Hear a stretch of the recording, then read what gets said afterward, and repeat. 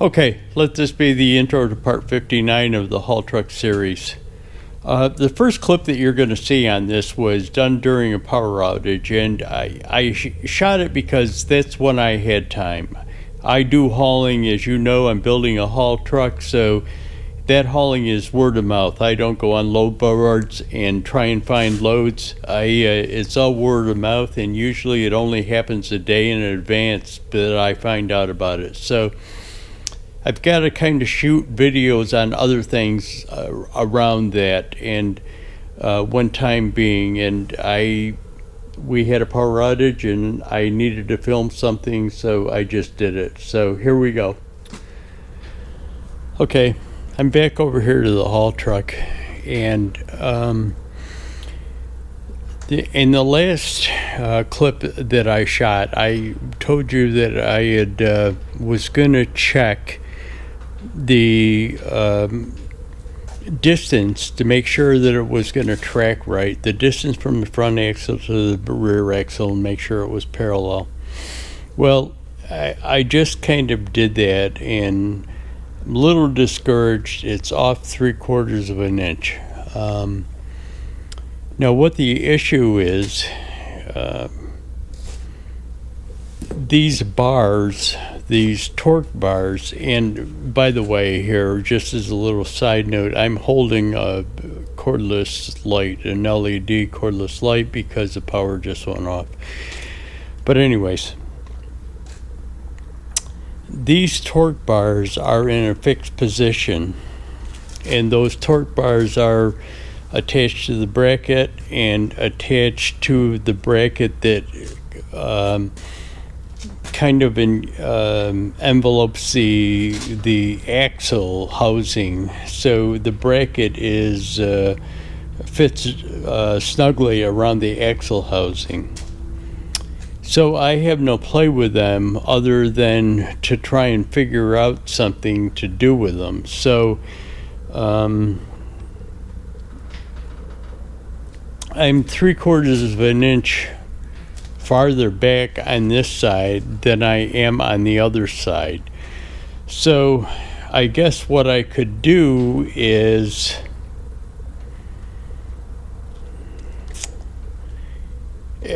see, I don't know whether these torque bars were ever meant to be adjusted. What I could do is take this thing right here, the rest of it is it looks like a flat surface in between the housing, so I could probably loosen these and space washers behind them, behind this thing, to pull this torque bar out a little bit. Yeah, I could probably do that. But let me give it some thought. Again, I know this is kind of weird, but with the lighting situation. I mean, it doesn't look like there's enough room to get 3/4 of an inch on the other side, shimming it with washers, but it probably wouldn't require 3/4 of an inch of washers. It's probably going to angle it a little bit. So maybe a 1/4 inch washer would pull it to 3/4 of an inch. But let me give it a shot, see what happens. But I'm not going to be doing anything until I get power back. So might want to think about this for a little bit too.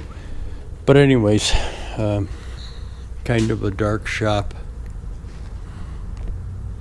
Wait and see. Yeah. We had a bad windstorm last night, and it's continuing on today. But I'll let you know what's going on.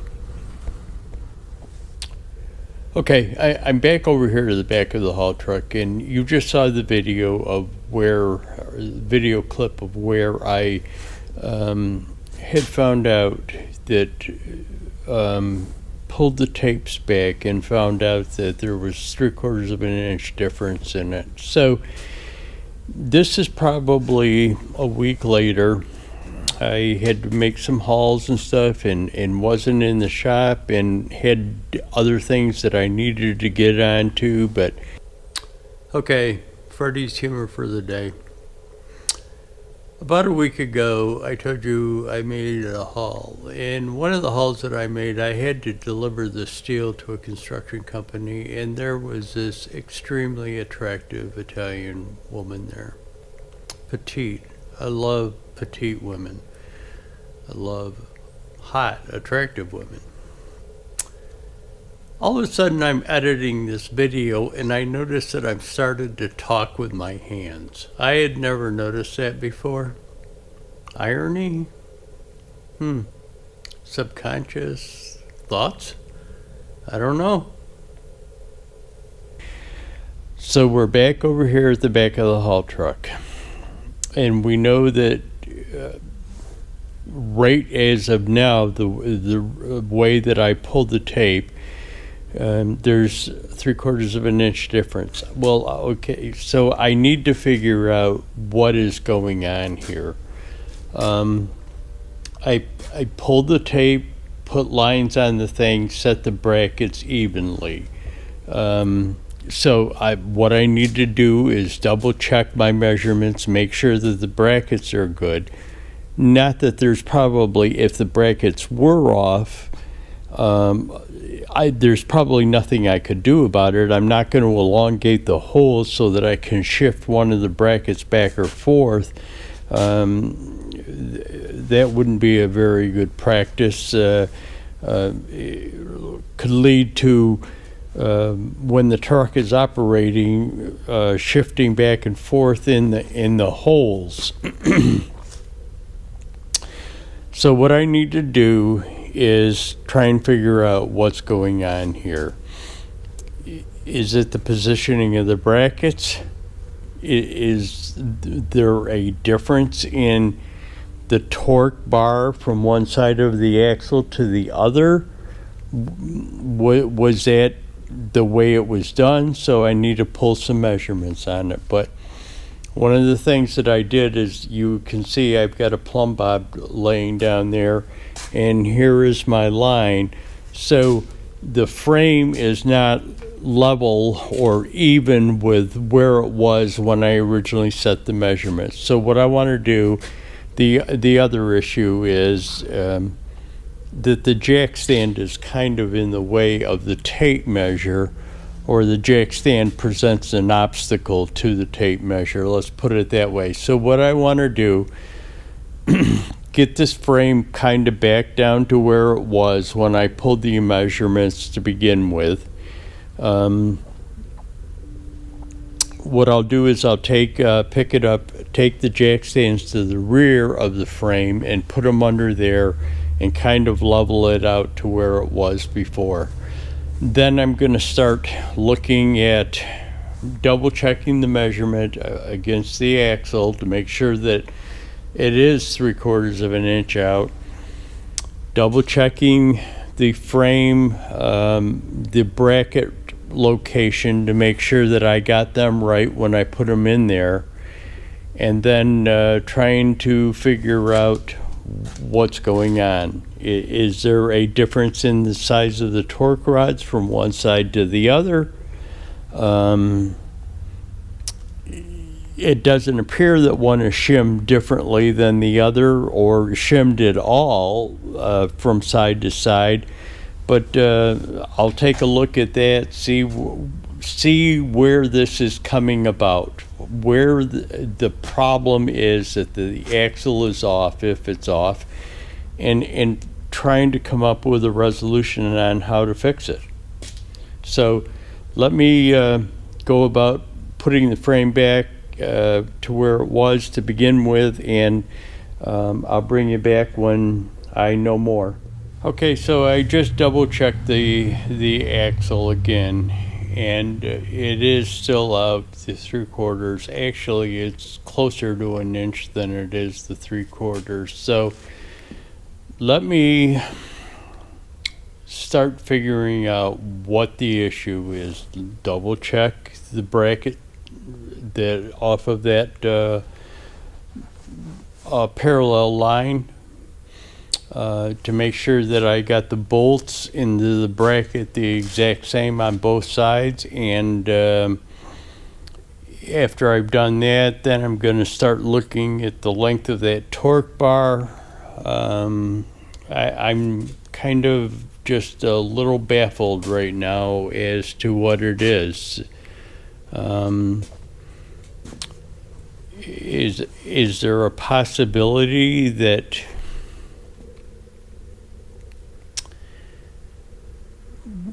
it was installed on the old truck and the holes were compensated for, the holes in the frame, because these frames are stamped out is a common piece. So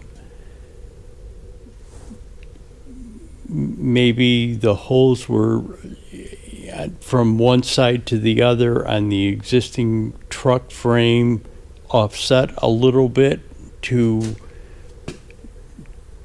I don't know why they would do that unless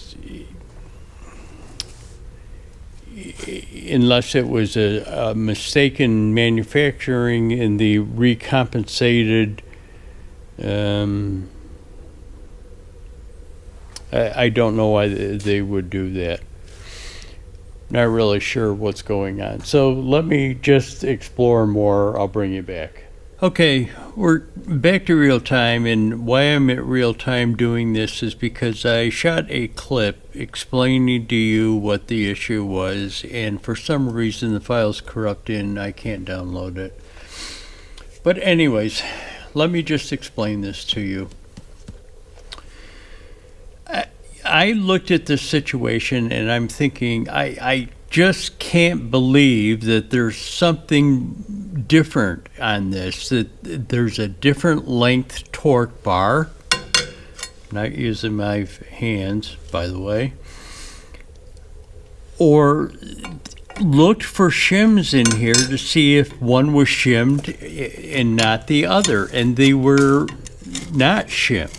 So I measured these torque bars and they appeared to be the same. I mean, it was a rudimentary measurement. I just measured from here to the outside of the housing and they appeared to be the same. And I'm thinking, what is going on here? Well, what could possibly be different? I measured the bracket. The bracket was exactly the same. These witness lines that I had put up there to measure for the bracket were the same.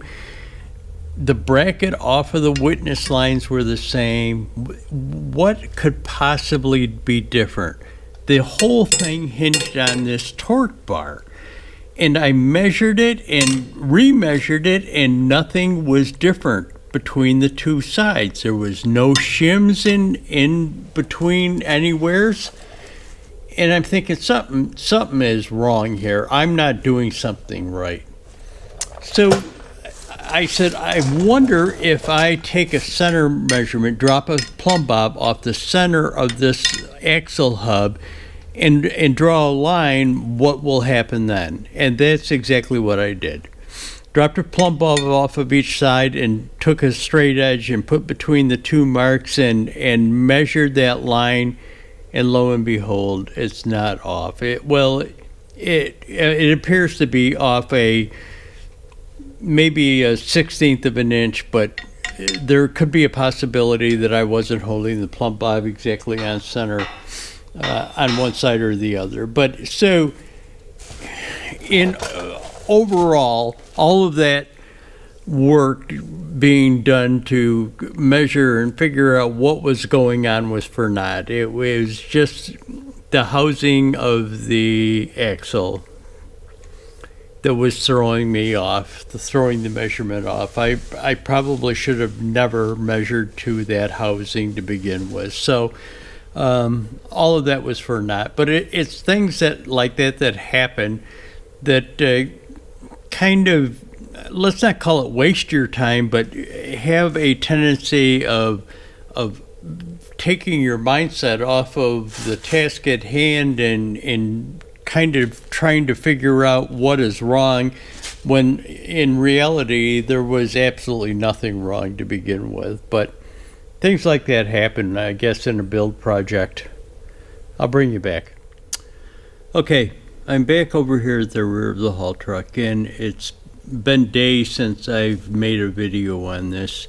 The last video was me discussing that I dropped a plumb bob from the center of the axles, and it doesn't appear to be off that far.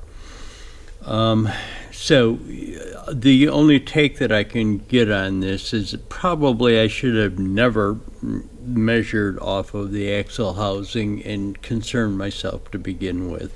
I should have dropped a plumb line from center of axles on both sides and use that as a reference guide instead of a housing casting. Well, it's not a housing casting because it's steel housing and it was welded together. But anyways, let's discuss the brakes. So when I had this hub apart and replaced the rotor,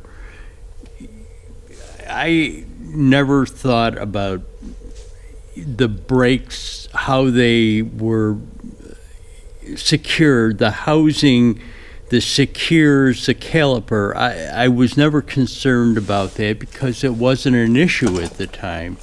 Didn't become an issue until I realized that that torque rod it was into the hydraulic line of the caliper, and there was very close tolerance on it. So guess what I'm going to have to do is take this thing back apart, this hub back apart, take it back off, and figure out what I can do with this caliper. Now, the one thing that we're going to look at here is the caliper is mounted through a bolt up here. There is no bolt hole in the bottom of it, and I don't know if those things are identical. So I don't know whether I could. What it appears right now is if I flip this over, that would be on the bottom. So the holding mechanism for holding the caliper to the bracket would be on the bottom of the bracket instead of the top, the way it's arranged now. So probably what I'm going to have to do is, if these things are identically spaced, the bolts on them, which they should be, would be to take this one and put it over onto the driver's side and the driver's side over onto the passenger side, because what it would do is kind of flip it around so it would be in back, so the bolt hole would be on the top. Now, that's taking everything into consideration, that everything is going to be the exact same. If it's not the exact same, I guess an option would be to no, that wouldn't be an option. I was going to say an option would be to drill and tap this one, but they're different. This one is smooth, where this one is recessed, where it holds the caliper onto it. In other words, the bottom one, and you probably can't see it, the bottom one doesn't have that plane cut into it, this plain surface here that would hold it. So got to take this hub apart and take it all back apart again and figure out how it's held on there, that bracket is held on there, and whether I'm going to be able to kind of space it from side to side, or flip this one over to that side and that one over to this side in the back of the back, so that I don't have that interference issue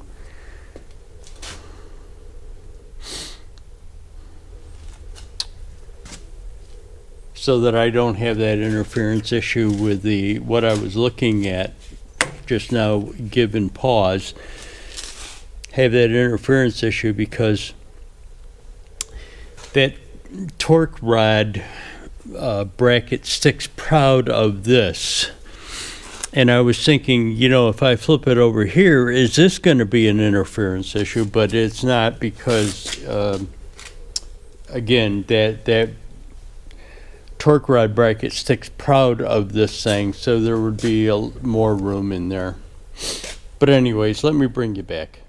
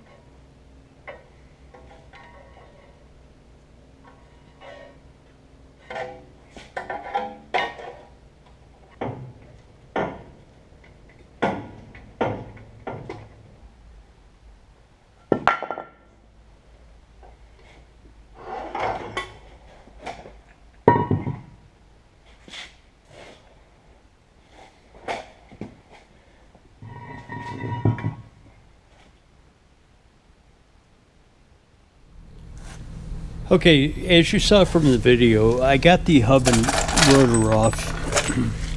Now what I'm going to do is pull this brake bracket or caliper bracket is all one piece that goes around there. So I'll pull that off of there. I'm not going to try and do it. This is the sensor for anti-lock brakes. Of course, anti-lock brakes are not going to go back on the truck because anti-lock brakes are controlled by a computer module, and there's not going to be any computer module on the truck. But anyways, I'll take it off and make sure that the hole spacing is the same, kind of on both sides, and take it around. But it'll be in another video, the next video, 60. I was thinking about doing it, but I kind of got tied up with some other things in the shop. I had to get my trailer. My trailer was a mess from pulling a generator out of Detroit and taking it down to Pennsylvania, but I've got to get that cleaned up and everything taken care of, squared away in the trailer and taken care of. So what I'll do is I'll just include me switching these brackets for the calipers from side to side and then refitting the calipers onto it. But again, that'll be in part 60. So that's it for this one. Thanks for watching, guys. Hit that like button, leave a comment, subscribe.